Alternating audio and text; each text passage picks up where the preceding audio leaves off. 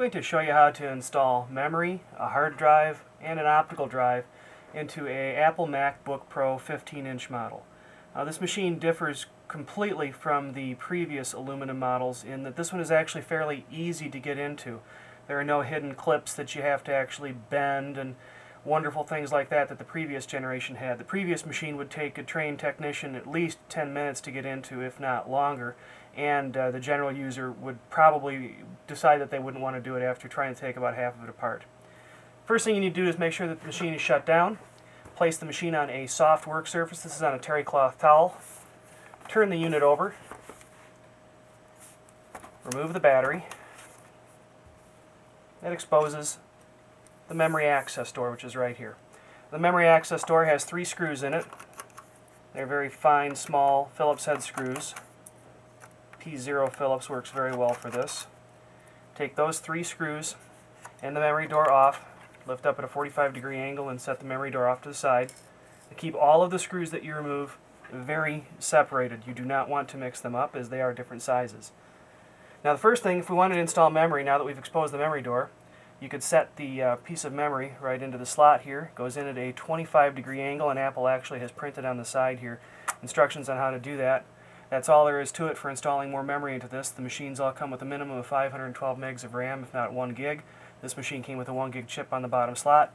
To remove the bottom slot, Apple has included little metal wing clips. All you would have to do is actually release those clips and the bottom memory piece would come out very simply. Then to continue on, to get to the hard drive into the optical drive, the only 2 tools that you need for this are the aforementioned P0 Phillips and then also a Torx T6. And the T6 screws are located right here on opposite sides of the memory slot. Remove those 2 screws and set them aside. That's the only time you'll need the Torx T6 for this operation. Then down inside of the unit, in the front of the bezel, you can see 2 more very small P0 screws.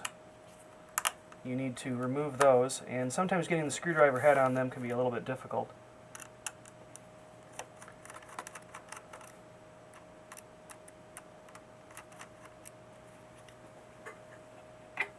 I'm going to take a pair of tweezers to get the screws out because there's actually a magnet, a very strong magnet, located on opposite sides of this, and the screws are close enough to it that they'll jump right to it.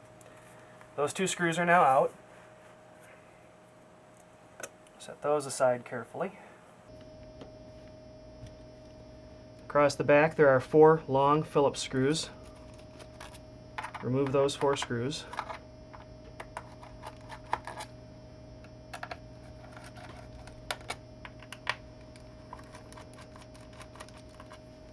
Set them aside.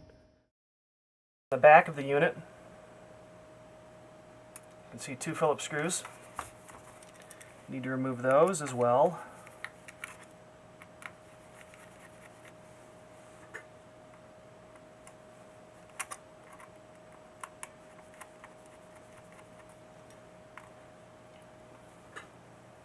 And then on both sides of the unit, 1, 2, 3, 4. There are 4 screws, same spot on each of them, the sides.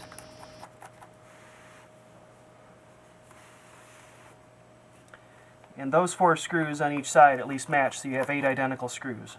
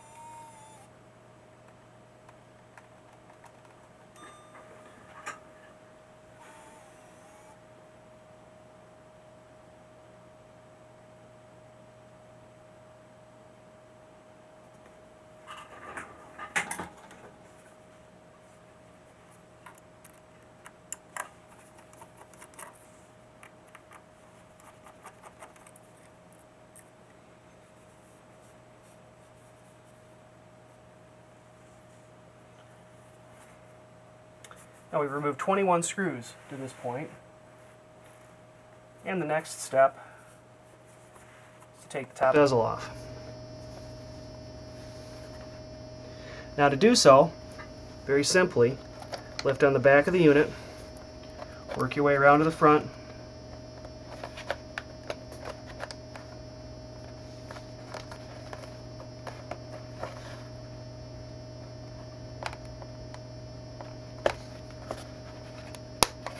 and you just heard a clip come loose.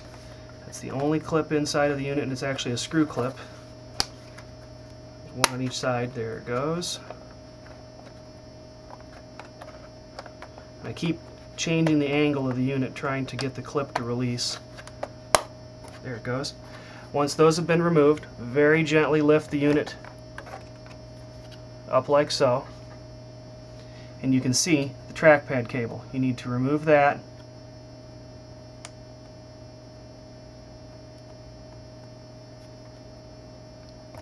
There it goes. And then the top cover comes off. Here's the trackpad cable that I was talking about. Now I've exposed the inside of the machine pretty clearly. We have the optical drive right here, and this is the connector that actually goes to the logic board. And then we have the serial ATA 2.5-inch drive right here. Now at the time of this writing or taping, there's actually a couple of models on the market that are higher speed than the original drive that came with this. This is a 100 gig 5400 RPM Seagate drive that's built into it, and you can get 120 gig as an option from Apple for an additional $200, or for $249 or $259 for the Seagate or the Hitachi that I just showed you. You can go from a 100 gig 5400 RPM to a 100 gig 7200 RPM, and it has a substantial performance increase. Now to remove the hard drive, you actually have a cable that is taped, or glued I should say, a little bit down here to the hard drive, and there's two wires that go to the infrared sensor and to the sleep light and sleep switch on the front latch. You have two screws, 1, 2, underneath, that you need to remove to release the hard drive from the frame.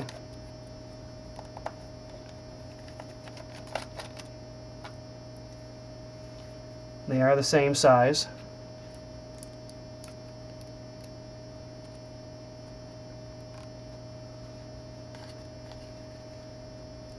There it goes. You'll need to remove this adhered connector setup. Trying to very gently get it out of the bay.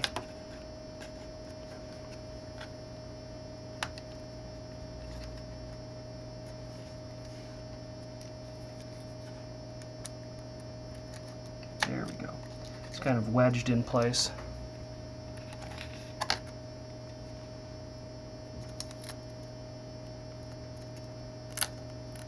The adhesive comes off, and the serial ATA cables come off, and we have the drive removed. You can see on the side there's a metal bracket that attaches to the drive that helps hold it in place, and then also 4 screws, 2 on each side. To remove those, you need Torx T6 again. Take that off, place them on the new mechanism, and install the new mechanism. I'm not going to change the drive in this unit at this time. All you would have to do is set the bracket assembly back in place, reattach the serial ATA connection,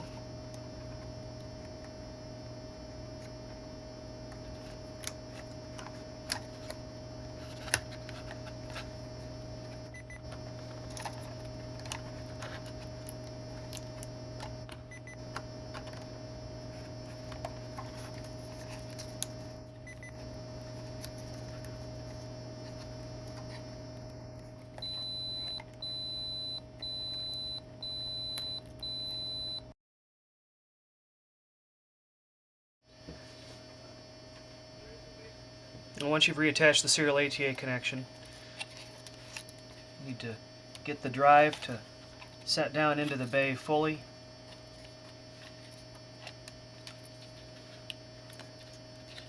And double check this, it feels like there's something underneath it just a little bit. It's rubber mounted, so they seem to bounce a little bit, but I just don't want to pinch any wires.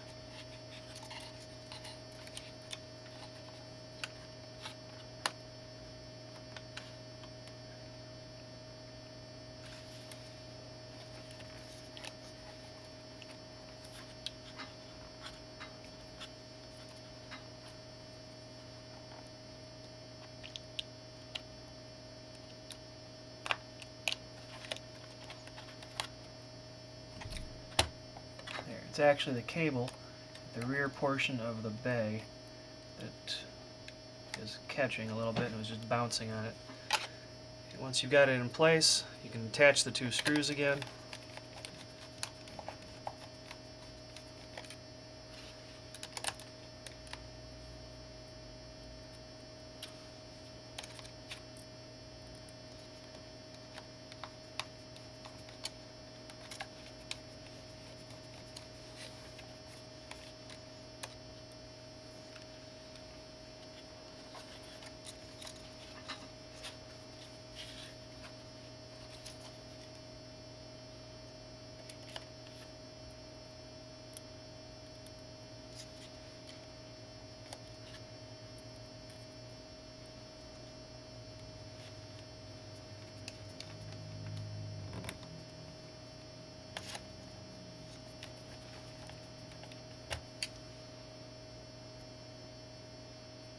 The tolerances seem to be pretty close on this. It doesn't want to go together very carefully here.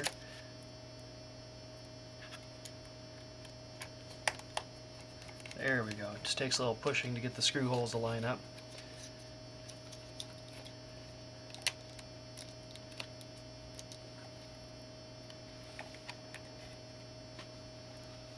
And place the cables back where they were. Actually tighten this one a little bit. There we go. And then we'll change our attention here to the optical drive. Now to remove the optical drive,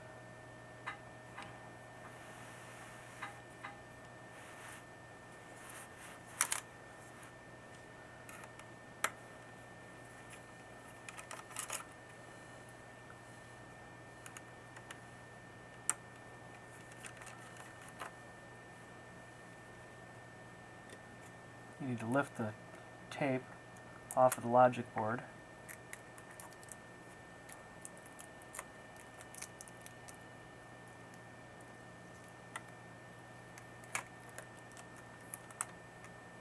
Unclip the connector.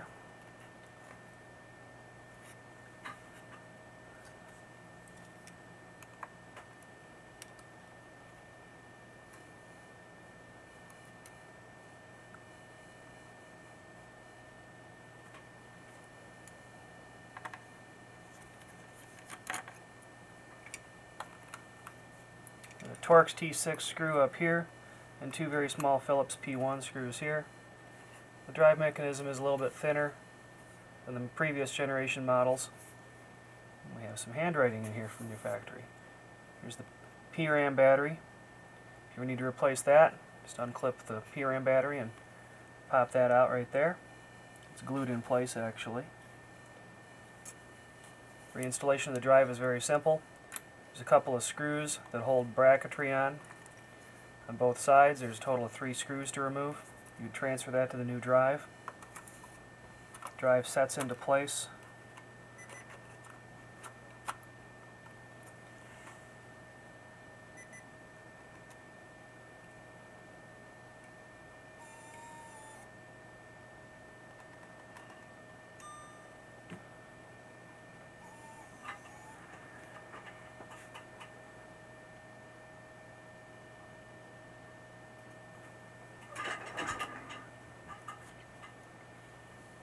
All you have to do is reinsert the connection, the back half of the drive.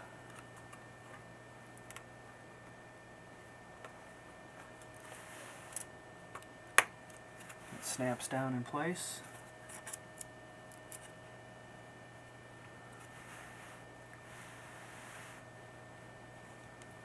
Reinsert the Phillips screws in the front. They are the same size.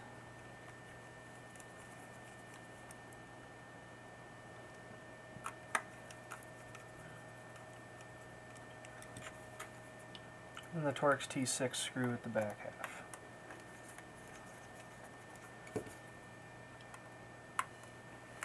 Take the tape back off wherever you've saved it and reapply it to the connector to hold it in place.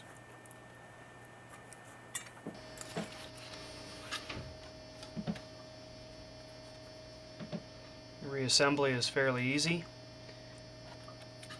set the trackpad connector back on the logic board and snap it in place. Using the front holes as a guide, you can see them on the left front. Set the front bezel back down in place. Working your way along the back, along the sides. Make sure all the clips, screw clips, go back down in place.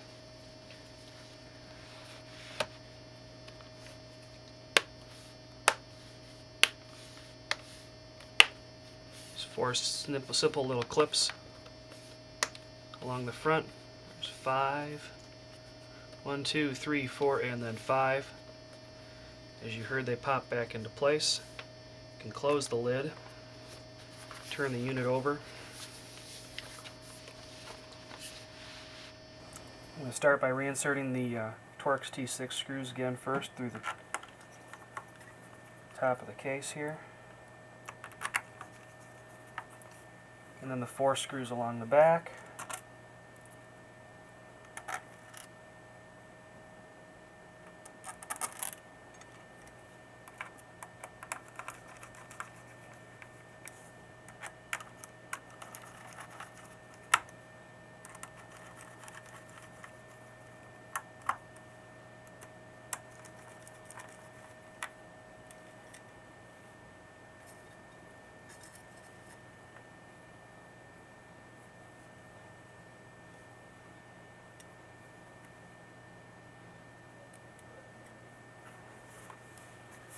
The 2 smaller screws in the front.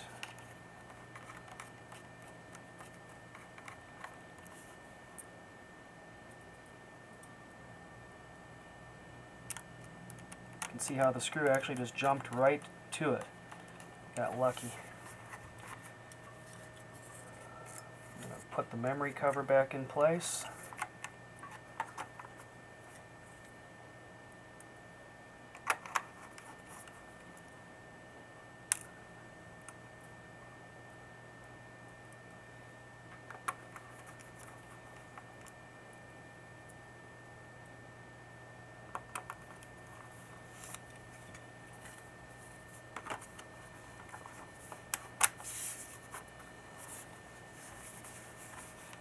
Two screws go in the back.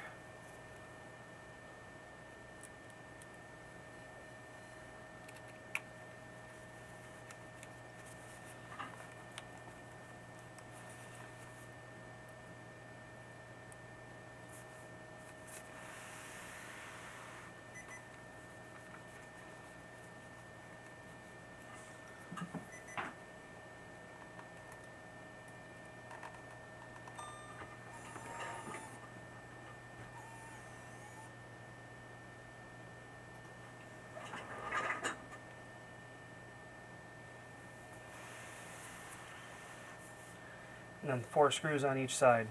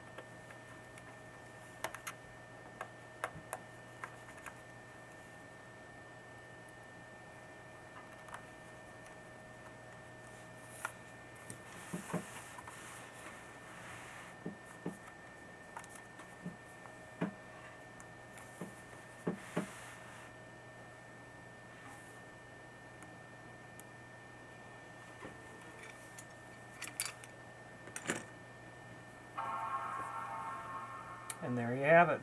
It's how you change the hard drive, the optical drive, or add memory to a MacBook Pro.